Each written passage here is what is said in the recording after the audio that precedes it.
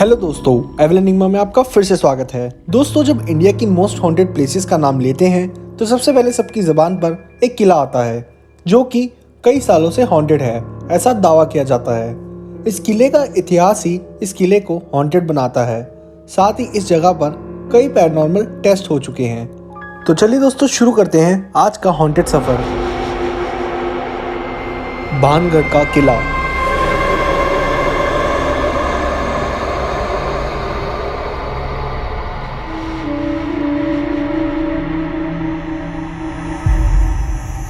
ये भानगढ़ का किला 16वीं सेंचुरी में बनाया गया था और ये राजस्थान में है। राजस्थान में रहने वाले लोग इसके इतिहास से वाकिफ हैं, इसलिए वो रात में तो क्या, यहाँ दिन में भी जाना पसंद नहीं करते। गांव के लोग नहीं जाते हैं। गांव के लोग में शाम की 6 बजने के बाद में कोई भी नहीं जाता है, यहाँ नो एंट्री है।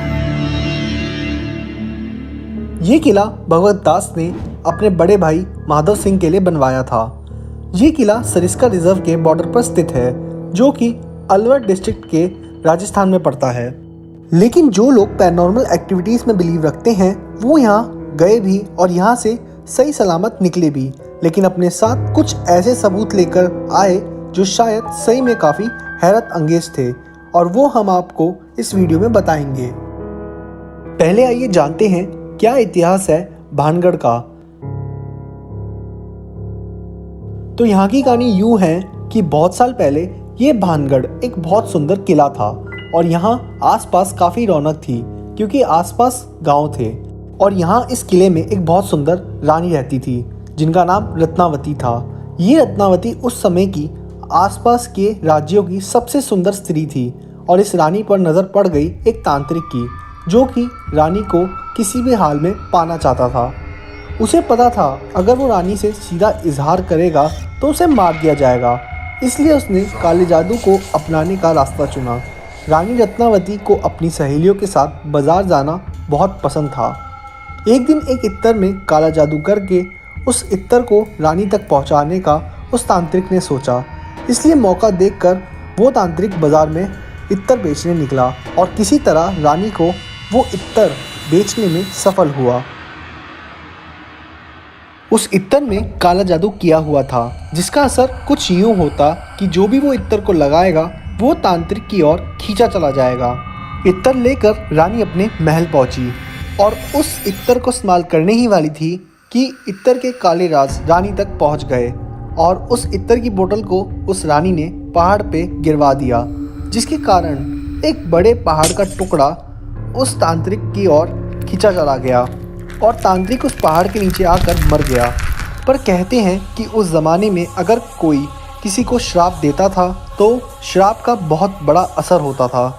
मरने से पहले उस बाबा ने श्राप दिया कि भानगढ़ कभी खुश नहीं रह पाएगा और जो भी इस किले में या इस किले के आसपास बसने आएगा वो कभी यहाँ रह नहीं पाएगा। उन बातों का असर कुछ यूँ हुआ कि भानगढ़ पर कुछ दिन बाद हमला हो गया और वहाँ कई लोग मारे गए। उसके बाद यहाँ कोई बस नहीं पाया। एक और कहानी है जो बड़ी ही फेमस है और वो ये है कि यहाँ पर एक चुड़ैल थी जो रत्नावती की सुंदरता से बड़ी ही नफरत करती थी और वो रत्नावती को मारना चाहती थी, इसलिए उसने काला जादू किया रत्नावती पर और वो जादू उस चुड़ैल पर ही भारी पड़ गया। उस दिन के बाद से यहाँ आसपास उस चुड़ैल का साया है और उस चुड़ैल ने यहाँ रहने वालों का जीना मुश्किल कर दिया। एक और कहानी जो बहुत फेमस है जिसे आसपास के लोग बहुत मानते हैं वो ये है कि भानगढ़ बनने के बाद यहाँ एक बाबा रहने आया जिसने एक श्राप दिया कि अगर किसी ने उसके घर से बड़ा घर बनाया या किसी के घर की छाया उस बाबा के घर पर पड़ी तो उस दिन से भानगढ़ का विनाश शुरू हो जाएगा। ये सारी बातें कितनी हद तक सच है ये तो आज हम भानगढ़ की हालत देखकर बता ही सकते हैं, लेकिन क्या हालत हुई होगी भानगढ़ के पास रहने वाली जनता की, इस बात की सच्चाई तो हमें नहीं पता कि आखिर क्या हुआ भानगढ़ के साथ जिसकी वजह से ये पूरा उजड़ गया और इस कदर उजड़ा कि दोबारा कभी बस ही नहीं पाया। यहाँ भानगढ़ में कुछ पैरानॉर्मल है, इन बातों को यूं ही नहीं कह सकते जब तक यहाँ पर पैरानॉर्मल टेस्ट ना हो, इसलिए यहाँ बहुत पैरानॉर्मल टेस्ट हुए जिसमें कई इन्वेस्टिगेटर्स यहाँ रात को रुके और सच जानने के लिए हॉन्टेड फैक्ट्स उन्होंने अपने इक्विपमेंट्स के थ्रू इकट्ठे किए। यहाँ कई न्यूज़ चैनल ने न्यूज़ कवर की और किसी न किसी पैरानॉर्मल इन्वेस्टिगेटर के थ्रू यहाँ रुके। आज तक की टीम यहाँ 2 बार आ चुकी है और इस किले में रात को रुककर उन्होंने बहुत सबूत इकट्ठे किए हैं। आइए जानते हैं क्या किस्से कहानियाँ हैं जो किले को हॉन्टेड बनाते हैं।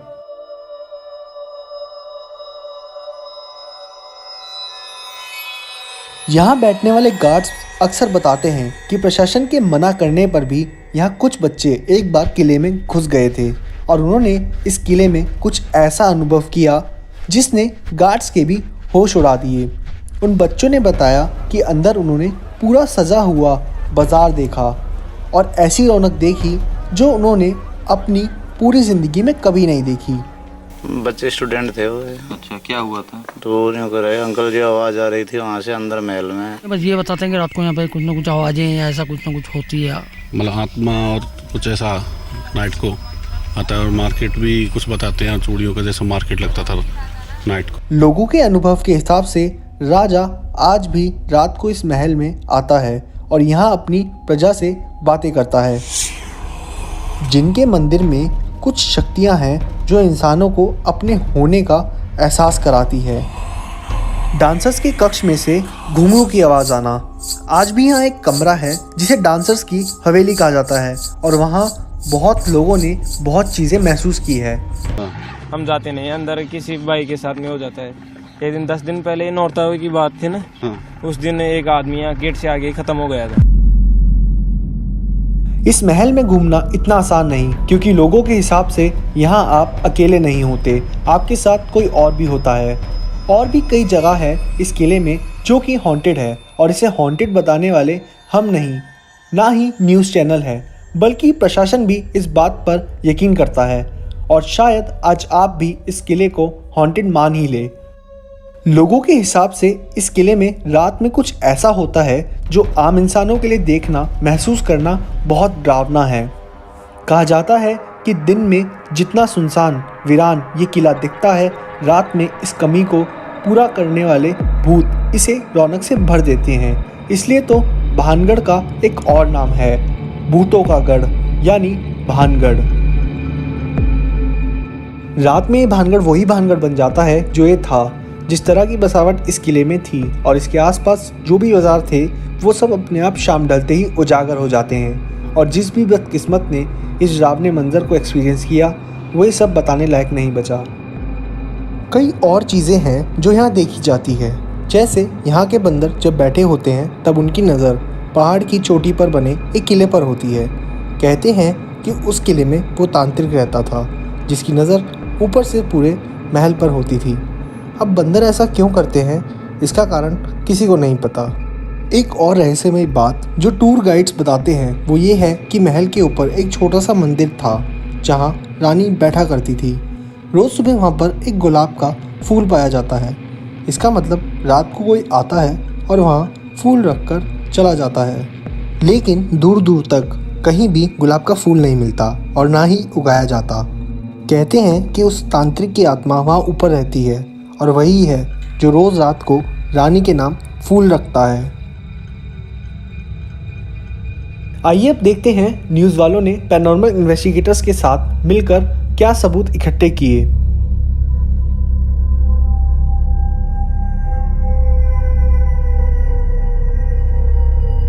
सबसे पहले न्यूज़ की टीम और पैरानॉर्मल इन्वेस्टिगेटर पहुंचे जिनके मंदिर। इस जिन के मंदिर में लोगों का ये मानना है कि आज भी यहाँ जिन रहते हैं। हैरत अंगेज की बात यह है कि यहाँ का वातावरण हमेशा खुशबू से भरा रहता है और ऐसा माना जाता है कि जिन्नों को खुशबू बहुत पसंद होती है।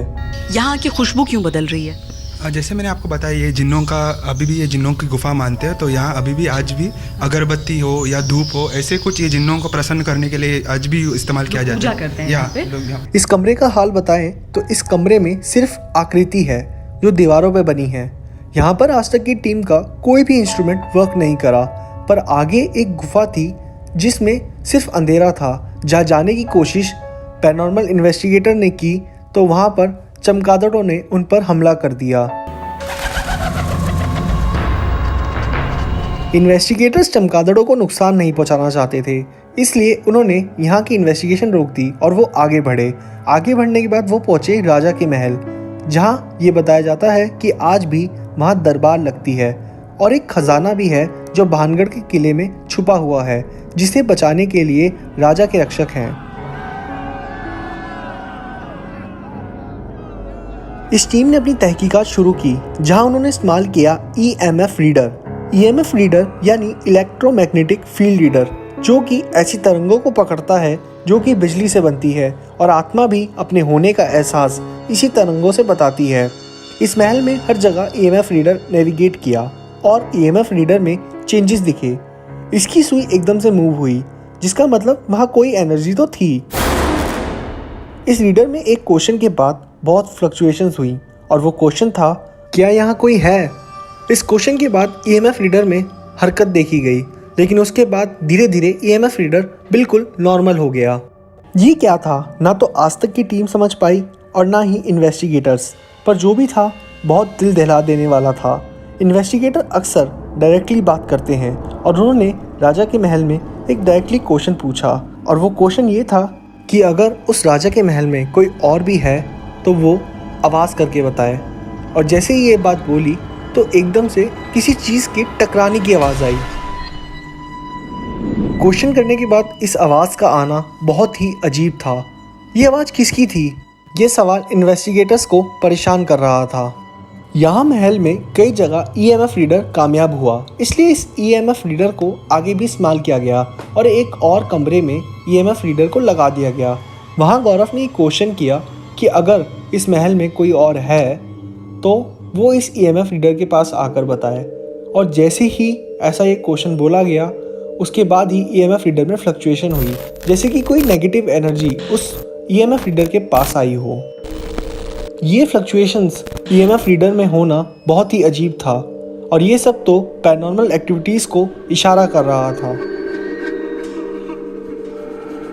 अब एक बात जो डांसर्स की हवेली में सुनाई देती है वो थी घुंघरू की आवाज़ें, और इस कमरे में सच में वो आवाज़ें आज तक की टीम ने नोटिस की। भानगढ़ के किले में एक कॉरिडोर है जिसे बहुत भूतिया माना जाता है, और वहाँ पर एक फिगर कैमरे में रिकॉर्ड हुई थी। ऐसी एक पिक्चर इंटरनेट पर बहुत वायरल हुई थी। इस बात में कितनी सच्चाई है, इसलिए अब इन्वेस्टिगेटर्स इस कॉरिडोर में गए। यहाँ इन्वेस्टिगेटर की टीम ने इंफ्रारेड मोशन सेंसर यूज़ किया, जो किसी भी तरह के मोशन पर जल उठता है, और उसे इस कॉरिडोर में सेट कर दिया गया। और फिर कुछ मिनट बाद वो सेंसर जल उठा। ये कैसे हुआ? क्या सच में वो कॉरिडोर हॉन्टेड है? यकीन कीजिए, सबूतों को देखकर हमारे लिए भी वीडियो बनाना बहुत डरावना है।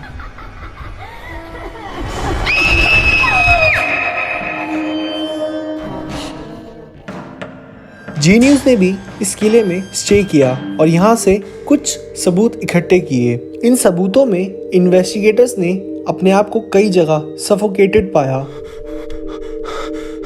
ठंडा महसूस किया, जिसका कारण नेगेटिव एनर्जीज हो सकती हैं। उन्होंने कई जगह इस किले में रूम टेम्परेचर के चेंजेस देखे। अब ये सब इस किले को हॉन्टेड बनाता है, लेकिन इस बीच साइंस इसे गलत बताती है। आइए साइंटिफिक रीज़न जानते हैं कि ऐसा क्यों होता है। क्यों EMF रीडर यहाँ अक्सर फ्लक्चुएट होते हैं? क्यों यहाँ पर कई बार लोग अपने आप को सफोकेटेड पाते हैं? क्यों रूम टेम्परेचर में यहाँ चेंजेस नोटिस किए जाते हैं? दरअसल साइंस ये बताता है कि पहाड़ों से पानी किले के नीचे से जाता है, जिसके कारण वहाँ अक्सर पानी की आवाज़ें सुनाई देती है और उन आवाज़ों को अक्सर भूतिया समझा जाता है।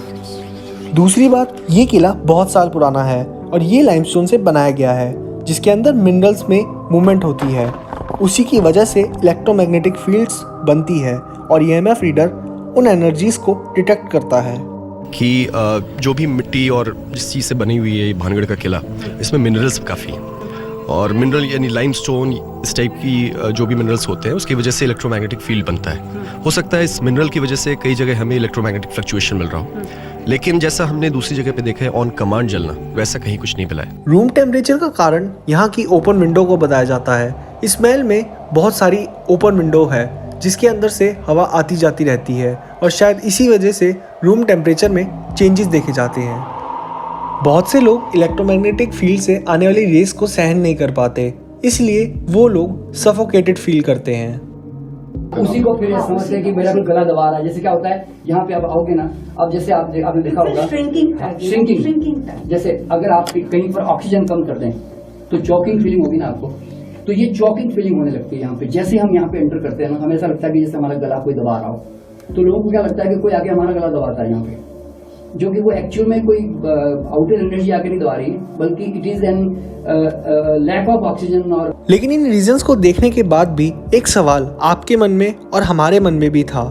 प्रशासन और ASI यानी आर्कियोलॉजिकल सर्वे ऑफ इंडिया की माने तो यहाँ रुकना मना क्यों है? उसका भी एक रीज़न है जो साइंटिफिक है और कई हद तक लॉजिकल भी है। ये किला अलवर ज़िले में पड़ता है और ये सिरस्का बॉर्डर पर है, जिसकी वजह से कई बार आसपास के इलाकों में तेंदुआ देखा गया है। तेंदुआ, सांप और भी जंगली जानवर आसपास देखे जाते हैं। यही नहीं, कई बार किले में लोगों ने सांप देखा है, जो कि एक खतरा बन सकता है रात के अंधेरे में आने वालों के लिए। साथ ही यहाँ कोई बिजली की सप्लाई नहीं है और ना ही इतना स्ट्रॉन्ग नेटवर्क है, जिसके कारण अगर कोई यहाँ मुसीबत में फंसता है तो उसका बचना बहुत मुश्किल है। ASI के हिसाब से भानगढ़ रातों रात तबाह हो गया और उसका रीज़न इस पर हमला हुआ था, जिसकी वजह से कई लोग मारे गए थे। कई चट्टानों को इस किले की ओर छोड़ा गया था, जिसकी वजह से सब मलबे में दबकर मर गए और कई घर मलबा बन गए। पर इस बीच यहाँ आज भी खजाना मौजूद है और ये बहुत होगा, जो कि मलबे के नीचे महल की गुप्त गुफाओं में होगा। पर इन गुफाओं में जाने की, मलबे को हटाने की इतनी मेहनत कौन करेगा? क्योंकि खजाना है, इस बात का भी कोई पूरा सबूत नहीं है। कई लोगों का मानना है कि इस किले में कुछ भूतियाँ नहीं हैं। यहाँ की कहानी किस्से सिर्फ इसलिए हैं ताकि लोग इस महल से दूर रहें, ताकि लोग इस महल की बची चीज़ों को खराब ना करें, क्योंकि अगर उन्हें पता चलेगा यहाँ खजाना है तो वो महल को नुकसान पहुँचाएंगे, जिसकी वजह से एक मॉन्यूमेंट खराब होगा, साथ ही इसके पास रिजर्व को इफेक्ट पड़ेगा। इसलिए इन भूतिया किस्सों को इतनी हवा मिल रही है। वैसे भी अगर देखा जाए, जो तांत्रिक था वो इतना शक्तिशाली कैसे हो गया कि उसके एक श्राप पर पूरा भानगढ़ श्रापित हो गया? ऐसे कैसे हो सकता है, जबकि उसने अपने काले जादू का प्रयोग गलत हिसाब से किया और वो एक गलत इंसान ही था। देखा जाए तो नेगेटिव एनर्जीज का होना भानगढ़ में ये कोई डिवाइस कंफर्म नहीं करती और ना ही यहाँ पूरी तरह साइंटिफिक रीज़न सप्लाई होते। कमाल की बात तो ये भी है कि यहाँ हमला हुआ, ऐसा कोई हिस्ट्री इंसिडेंट भी नहीं लिखा गया। शायद हम लोग आज भी भानगढ़ की हिस्ट्री से अनजान हैं। आज की इस वीडियो में बस इतना ही, पर जाते जाते आप सभी लोगों से एक सवाल, आप लोगों का क्या मानना है? क्या सच में साइंटिफिक रीजंस की वजह से यहाँ पर कोई बस नहीं पाता, या फिर आज तक हम भानगढ़ की हिस्ट्री से अनजान हैं? इस बात पर अपनी राय ज़रूर दीजिएगा।